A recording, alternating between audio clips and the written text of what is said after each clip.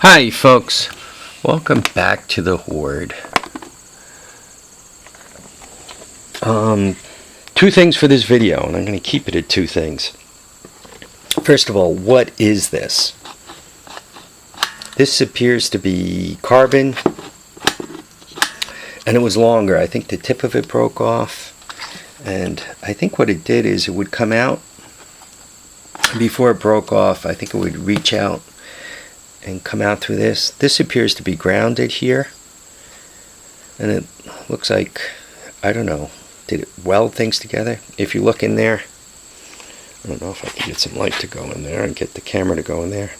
That's kind of a ceramic centering ring. So somehow that thing kind of came out the center, and I don't know, did some kind of welding for something. That tip actually slides on here.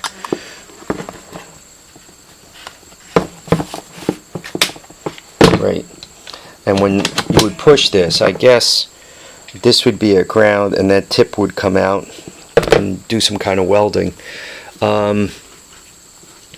This was ground, the center pin was ground, and they used to run a center tap transformer, so there was AC on this, both sides, so call that minus 12 and plus 12 AC. You know what I mean? Opposite fields of AC. Basically, there was 24 volts across that terminal and this terminal. Okay. And it was center tapped, so that was ground, and ground went to this. So from here, there was one side of 12 volts, and then the other side of 12 volts, so to speak. So if you guys could tell me what it is. And by the way, the transformer was 24 volts, center tapped, so 12 volts on both sides, and then of the center tap, and then it was good for 50 amps, a very heavy transformer. That's why I bought this. I paid like $10 for it. I must own this about 25 years, and it's probably all of 20 or 25 years older than that. So let's say this was built, I don't know, 1965. Make it 1970 plus or minus, 65 plus or minus 5 years. So somewhere between 60 and 70, 1960 and 1970. So if anybody has any idea what it is, please let me know. So the first part of the video is a what is it? The second part of the video, Steve Robb, really cool guy. Obviously he sent me a sticker, and if you go, he sent me a letter too, and it says, Harvey, you are short, fat, and have a poor disposition. I should have never had an affair with the village idiot. Anyway, have a happy birthday, love, Mom. Oops, wrong letter. Actually, his letter really does say, cheers. I enjoy watching your channel. You make my day a little better. Thanks a lot, Rob. So, if you go check out his channel, he does some YouTube reviews, and you could go check his channel. Good place to go because it's kind of a clearinghouse.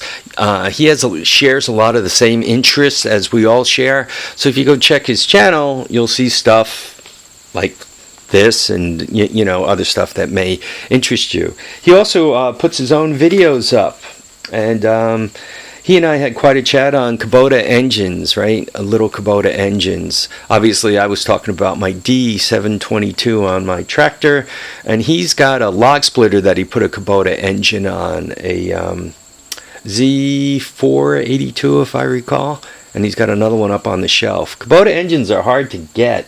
Used to be that you'd be able to buy them used from China, coming off of rice harvesting machines or whatever equipment they used. You'd be able to get them reasonable. I think a lot of that's been shut down because of the EPA wanting to keep diesel fumes out of the atmosphere. That's another whole discussion. Let's not get into that. He's building a northern camp. He's got a framing project going on there. He built himself a nice camp. He makes jerky. He does a toolbox tour. A lot of these toolbox tours really helpful to look at because you might see something, learn something in there that helps you get a little organized. Obviously, I can use some of that. Changing brake fluid. He built an incinerator, garbage incinerator. Particularly if you have a camp. That's really helpful. You bring a whole bunch of people up to the camp and you can end up with quite a bit of stuff that needs to disappear. Or even if you're cleaning up, opening up some space and you want to get, some of the debris from cleaning up, even, branches, all that kind of stuff. You want to burn it hot, get rid of it quick.